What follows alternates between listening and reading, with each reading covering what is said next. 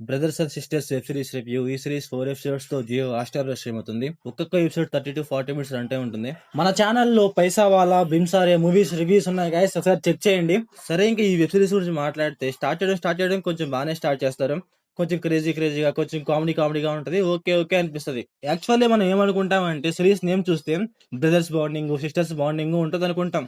కాకపోతే సిరీస్ లో అది ఉండకుండా ఏది పడితే అది చేస్తా ఉంటారు. ఒక ముక్కలో చెప్పాలంటే బ్రదర్స్ అండ్ సిస్టర్స్ బాండింగ్ అంటారు కానీ లిటరల్లీ ఏంటంటే ఫ్యామిలీ పత్యాపారం చేస్తా ఉంటారు. లిటరల్లీ ఏంటంటే మూవీలోకి 5 ఉంటే వాళ్ళందరికీ ఒక్కొక్క పత్యాపారం ఉంటది. ఫస్ట్ ఎపిసోడ్ లోనే పెద్దమ్మాయి క్యారెక్టర్ అనమాట లవ్ ఫెయిల్యూర్ అంట. అసలు ఆ లవ్ ఫెయిల్యూర్ ఏందో, ఆ క్యారెక్టర్ ఏందో, అసలు నాకైతే లిటరల్లీ పెద్ద అంటే పెద్ద క్రింజ్ అనిపించింది. ఆ అమ్మాయికి ఎలా బ్రేకప్ అయిందో అనేసి ఒక సీన్ ఉంటుంది అనమాట.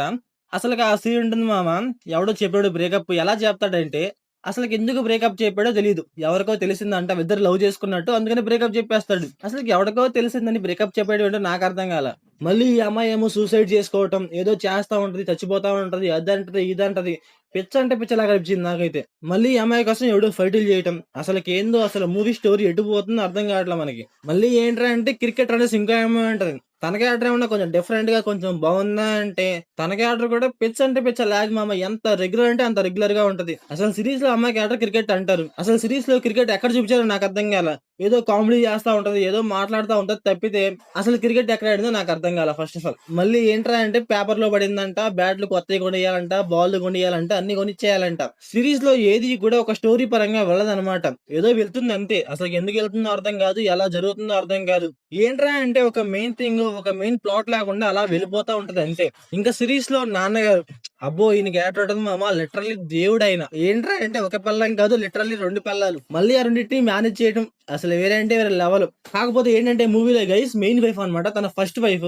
తన క్యారెక్టర్ ఎంత అంటే అంత బాగుంటుంది చాలా అంటే చాలా బాగుంటుంది. సిరీస్ లో ఎవరైనా చాలా మంచి వాళ్ళరా అంటే నేను ఆమె పేరే చెప్తాను.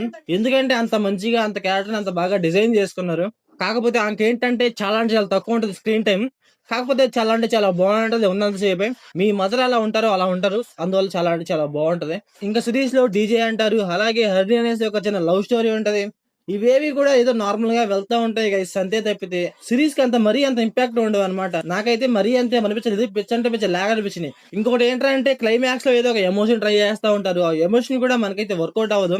ఏదో 1-2 సీన్స్ లో ఏదో కొంచెం పర్లేదులే, ఓకే అనుకుంటాను తప్పితే నాకైతే పిచ్చ అంటే పిచ్చ లాగ్ అనిపించింది.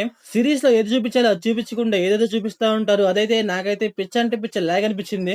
ఇంకా ఈ సిరీస్ ప్లాట్ లైన్ ఏంట్రా అంటే చాలా సింపుల్ గైస్, మరీ అంత పెద్దగా ఏమి ఉండదు.